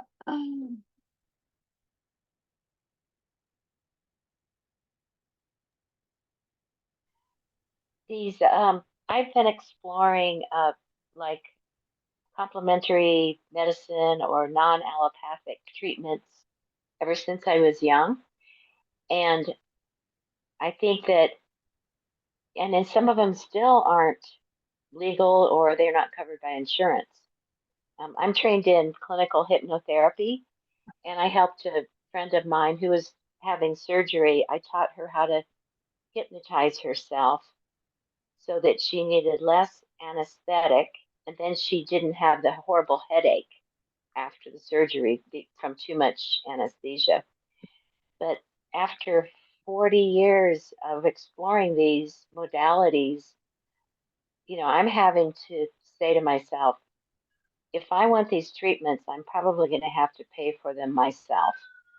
And that's just the cost of living a vibrant life, is that they're still not covered by traditional insurance. But you know, it's worth it. So Yeah. what if it costs me my life savings? You know, if it makes my life better, it's worth it. I mean, if that's an option for people, for sure. You know, I think, you know, it's so tricky.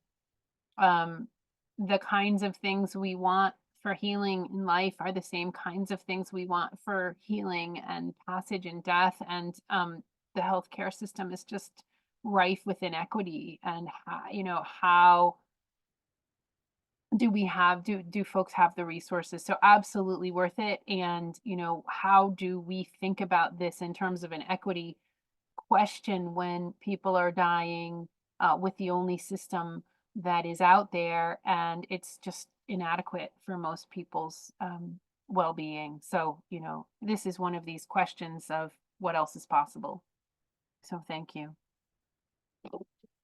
I'm going to put a copy of a book title that I don't think is on the resource list. It's a book by a man named Norman Doidge, who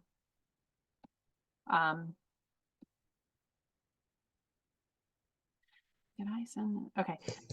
It's called The Brain's Way of Healing. Actually, I'm just sending you to Norman Doidge's website. He's got a couple of books, but and you may know about this, Brenda, and others too, that they've done all these experiments around pain. And one of the ones I remember from the book is so trippy, which is people with crippling arthritis in their hands that were in chronic, ongoing pain.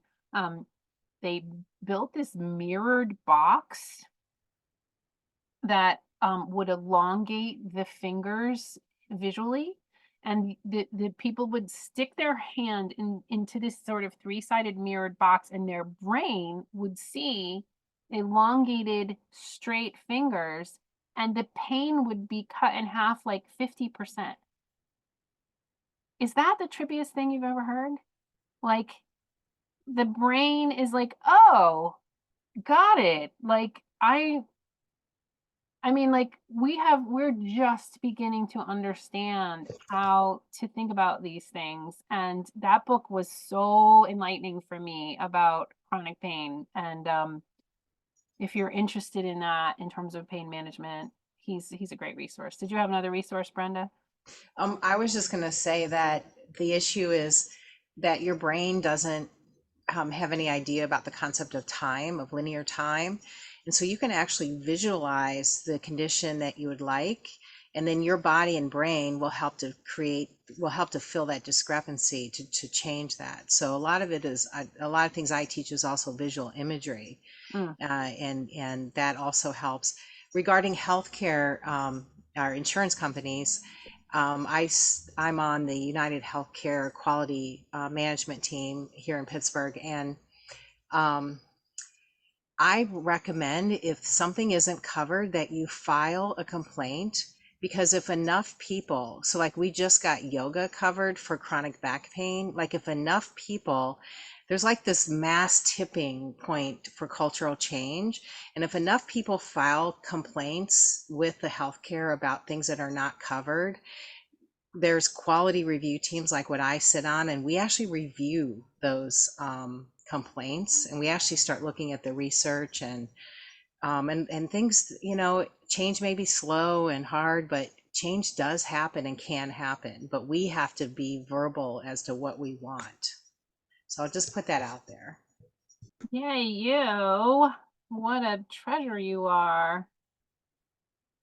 Oh my God. Thank you, Brenda. That is amazing. All right, I'm going to read a final poem as we close, and I'll put it up on the screen so you can see it. Whew. I just saw this online the other day. I don't know who John Rodell is, but it's a fabulous poem. This body is a long-term rental. My skin is on a 70-year lease.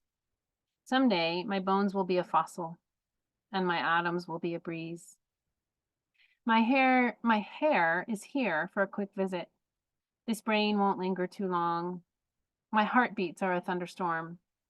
My breaths are a love song. Our lives are a campfire spark. As we blaze against the night, our existence is a quick crack before we fall back into the light. Since we are here for just a single blink, we can't waste time fearing the grave. Embrace the moment, my sweet mayfly, because life isn't the ocean, it's a wave.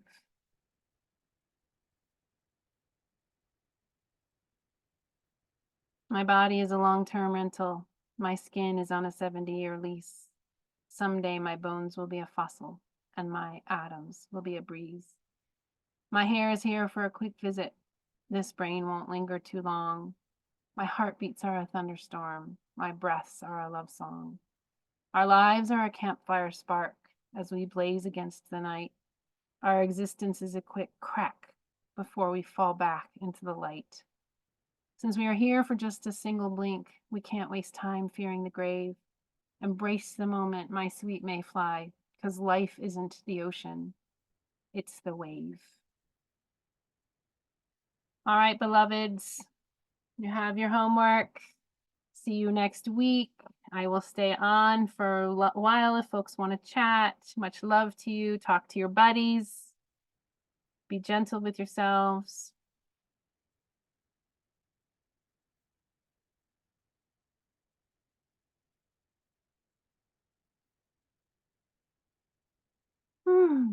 Brenda, such a treasure you are.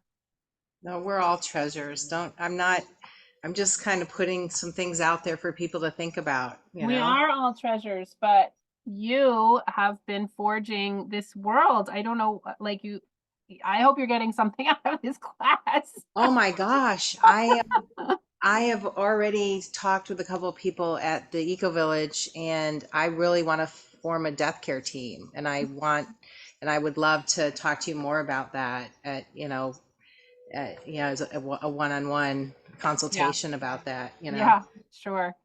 Yeah, there's so much to say, the Eco Village thing, and so much. Yeah, so much. But yeah, I love your journey from the scientific world to, bridging the worlds and bringing in all of these modalities like that. That's super inspiring. Oh, Denise. Yeah, Denise just texted. Denise, I did not turn off your video, love. You must have done it. It's down by your mute button. It's the one right next to your mute button.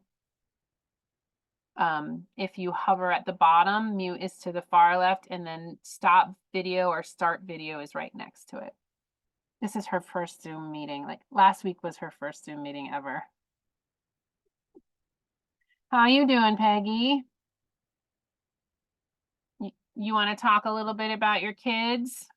Yeah, this has been really helpful. It's helped me to spread out my thought process. So yeah.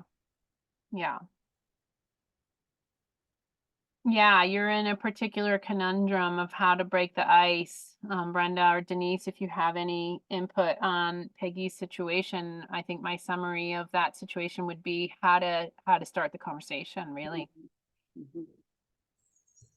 Yeah, for me, it's just about being a model for how, like, using the I statements and my process and sharing how I started and why I started. And, after seeing many people have not so good death, I wanted to start looking at what I wished for and the whole power and control. And, it's kind of like, it's just like compassionate communication and a little bit of motivational interviewing and a little bit of just being a role model, and then just being present. Just like, for me, it's also just about giving the person a chance to organically, just start coming up with maybe a question. Maybe you present a question and then just let it sit. Just it's like, I call it planting seeds. So you just plant a little seed, and then kind of do some I statements about my thoughts about something and how important it is to me. And then you never know what's going to happen, what their process could be, if that's helpful. You pinged something for me, Brenda. I remember there was this book. Gosh, I'm gonna look for it. I know that one of them was this book called Start with Hello, which is how to have conversations with strangers. So that was it that? But then there was another one, which is like how to have the conversation, about death. I think somebody wrote a book about it. Yeah, something about how to have or how to engage in difficult conversations or how to engage. Yes. And I have the book. I'm gonna have to just look for it. Yeah. I think everybody could use that, no matter how prepared you think you are. Oh yeah, yeah. I remember buying it when I realized that there was my political views. Like there were some conversations that I wasn't having with my friends, and then I figured out why. And this was pre-COVID. And I remember buying the book, and I can't remember the title of it now, but a lot of it was about um, just being present in a non-judgmental, open, connecting. What do we share? What is our shared humanity that we can somehow become that can become like a starting point, that can become there's some common ground, right? Like we all want to have a say in what happens to us, or we all want to have, but then there's also people who just, um, they're they're on their path and they're not gonna budge, and and that would be my mom. I mean, I'm going through this and I stayed on because I'm having this issue with my mom thinks I'm so radical. I am so like, she thinks I should be medicated. Like, what do you mean you're gonna like what do you mean you're gonna blah blah blah? And I'm like, well, that's my choice, and this is why, and I appreciate the choices you've made, and that kind of thing, and it goes nowhere. So Yeah, I think, even just a Google search about how to have hard conversations about death, Peggy, but I wanna maybe bring in the alternative, which is not having a conversation. And not having a conversation is going to be more painful in the long run than having a conversation. Like, the not having a conversation is going to have people, have your kids and your family be disconnected and alienated from the process. And I don't want to create a fear-based thing, but like, whatever hump you need to get over now is going to be way less painful than if you're incapacitated, and suddenly these really intense conversations need to happen when you're trying to move towards the light. I think whew, yeah. I'm a social worker by trade. Yeah. And I'm also a realtor, and it's like I always want to know the backstory, because if you don't know the backstory, you don't know what's going to happen. Plus, grew up in a dysfunctional family, so I'm a scanner all along the universe. Yeah. So it's just how to get there. And what I've been thinking about now, my stepmother we're moving her to memory care on the 24th. And she also said, I'm going to die when I'm 92. I've said that since I was 15. Well, she turns 93 on February the 23rd. So I expect her to die just because that's who she is. She's stubborn. She's gonna die. Oh, yeah. She says she's gonna die. Absolutely. I mean, she's very adamant about this. And so I'm the oldest of 5 siblings. And so we're having group discussions about what to do. So we're very close, very tight. We just had the money discussion. And so considering you have 5 people, I think we're kind of there, mostly there. So used to having those hard discussions with them. But what I was thinking about is my oldest sister had a 7-year-old with leukemia at the same time that her husband had optical cancer. So the kid was local, husband was going to Philadelphia. So she's a hard ass. There is non-negotiable. It doesn't matter what it is. And so she's the doctor person. She knows how to go in and stand up. So she's the factual medical person for me to talk to. And I also have a friend who's a physician, just a GP, but it's like I'm going to talk to her. And also another sister who is like, she's just la-di-da. She's stoned all the time, but she's had some physical issues. And so I'm thinking about really having a conversation with her, even though I'm sure she's never had it. but I think she'd be open to it. Yeah. And so I was just thinking about when I go to Georgia that weekend that I may come in early and stay with her and have this Love it. conversation with I love her it. and do, and I'm trying to think is the other sister who's the, boots on the ground person is to do this call from her house. She works, but her son is like way out there. He's the one that had cancer. He's so incapacitated, just mentally, he has to stay at home. So I'm kind of about having this conversation in the house with him. So We can go to lunch, I suppose. I mean, I love your brainstorm right here, which is I'm gonna start having these conversations where it's a little easier and build my muscle, Right, prime my right, pump, and right. then like I'm already doing that in one area. Now I'm gonna do it in some other areas and sort of build up my capacity and my stamina and my muscle for having it where it feels hardest. I love that answer. So love it's just that. kind of getting my way there. Yeah. Plus, I took this class last year and it was just kind of to just start having the thought process. And I think I said it earlier is there was a time that I was leaving town and there was a bird in my house and I was like, holy shit, it's death. So I start getting everything together. I don't have a well. And just throwing everything in a box. I just hand wrote something and told my friend, come in, here's the key to the back door and just sign it. So I figured it's better than nothing. So I actually got a knock box. So do you know what that is?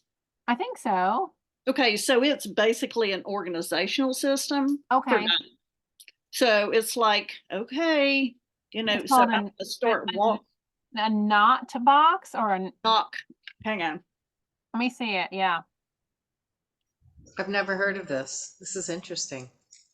Yeah, I didn't hear. I thought she said something else. Knock box.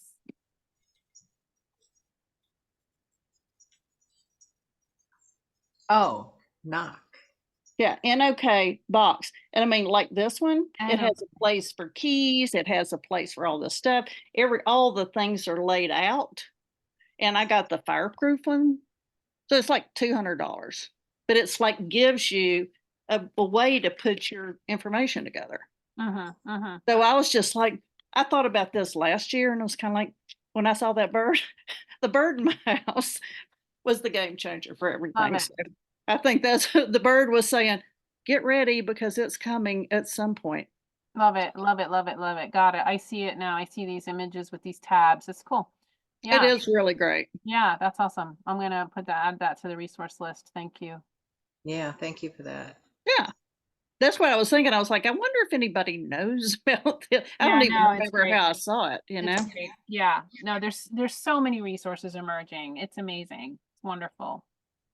Yeah. So anyway, yeah, I mean, in all of this talking and plus talking about the psychedelic kind of things, my sister, the Richard sister, is sending her son is going to do just ketamine or whatever, psychedelics, just for him to have some mental and physical stuff. So she's already going through that. There's some amazing results coming out of ketamine studies. Ketamine really didn't work so well, so I think he's looking to more serious stuff. But the fact that she has done all this so that her medical knowledge is pretty deep. Yeah. So. Well, MDMA, if he can get into those trials or if he can get access, is also really amazing. Psilocybin. That's what she's looking towards is MDMA. Yeah. Great. All right, beloved. Anyway, so thanks. I mean, this really gave me a lot of thought processes. So, and I really thank you a lot, Brenda, because it's kind of like from a physician standpoint, from the reality standpoint, you're a huge level of knowledge for all of us. So don't downplay what you're doing for everybody. Yeah, no, I'm just really glad to be here and doing my own work and also, providing some information for others. It's really great to be here. Yeah. And I'm happy to talk more offline at some point, Brenda, about Eco-Village stuff. I mean, you'll get a good amount of it here, but then like you're more able to receive the nitty-gritty details of what it means to, to pull this together as a team how does that work, and what are the levels of, concentric circles of intimacy related to the death process, and all of the things, because you're in that context. Most people couldn't grasp that. So Right, I'm happy right. to hear that. And Yeah. I have a specific article about it that you might want to start with. Let me send it to you right now. That's a really good place to start because it gives a lot of the Eco Village framework. It's community called Community Grief. And I'm gonna Okay. And I just got a reference for a woman, Kristen Hauman of Natural Funeral Company. She's going to help me with all the paperwork so that we can do the funeral and transport the bodies from the Eco Village without having to go through any kind of funeral home. So it'll be because we're not going to be able to we're not going to have our own cemetery on the site. We're going to use this Penn Forest Cemetery. So there's some laws in Pennsylvania. You have to do some paperwork so that you can transport the body. That's interesting. In North Carolina, you don't. You just show up at the morgue and say, "Give me that body," and they, they will fight you about it, but there's no law against it. So we have, we've had the bodies in the Subaru. Like that's how. Yeah, yeah. So I'm actually going to meet with her before the next class to get more I'd specific. love that. Yeah. info. Yeah, I'd love to hear what you find out because different states are different, and if there's a, I can't imagine that they would require a funeral director to release a body, but it'd be interesting if that were true, if you'd needed a sign off or something. I'll find out. Yeah, find out. Great. All right, thank you guys. As a quick aside, talking about death movies, and I don't remember the name of this, but Jane Fonda's in it, and she is, I guess it's her husband has died and they're Jewish, and so it's all talking about that, but it's about death. I mean, she ends up being a lesbian at the end, so it's funny and it's silly, but it's an easy movie to watch. It's great. I don't remember. I'll look and see what it is. But that's a good thing because it's talking about death, but it's in a very silly way. Yeah. So. Hey, Peggy, I want you to share next time, if you're willing to share what you came to around, like, I'm going to stair step my way towards these hard conversations by having the conversations that are more accessible and building up to that. I really loved that you came to that. And I think that's a really good thing to share. Of course. Yeah. Of course. Okay. Okay. Thank you, y'all. Much love. Thanks. Take care. Bye. Okay.